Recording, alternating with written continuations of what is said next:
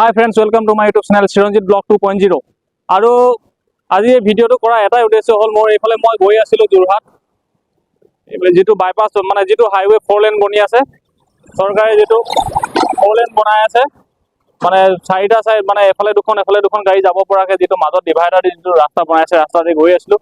আৰু গৈ থাকোঁতে হঠাৎ এটা মানে মই আগতে যেতিয়া যাওঁ যোৰহাটলৈ দেখোঁ মানে গোটেই চাৰি কাষটো মানে গোটেই গছ গছনিৰে ভৰি থাকে মানে, আৰু ভাল লাগে আহি মেলি, বৰ ঠাণ্ডাও হৈ থাকে, ছাঁ পৰি থাকে বা গছ গছনি থাকে, ভাল লাগে মনটো। কিন্তু এতিয়া দেখিলোঁ মানে গোটেই মুকলি টকলা মানে গোটেই ৰাস্তাটো। তো গতিকে যিহেতু চৰকাৰেতো ৰাস্তাটো বনাই দিলে, কিন্তু গছ পুলিটো ৰুই নিদিয়ে, আমিয়ে ৰুব লাগিব।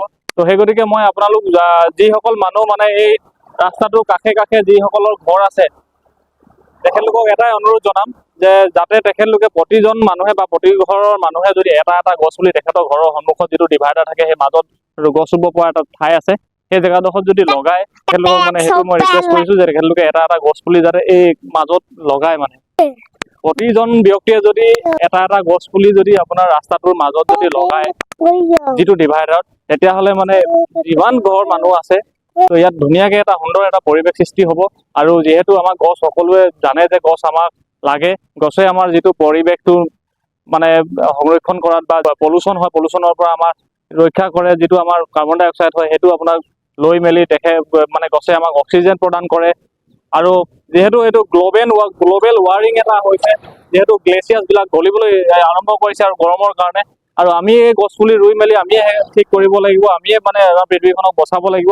আৰু সেইকাৰণে এনেই নোৱাৰিলেও মানে এতিয়াতো যিহেতু ছিজন হৈ আছে, বাৰিষা ছিজন হৈ আছে, গছ পুলি ৰুলে বাচিবই, গতিকে ৰুৱক। আৰু যিসকল মানে এই ৰাস্তাটো কাষে কাষে হাইৱে কাষত যদি নাই, তেখেতলোকেও আহি কিনি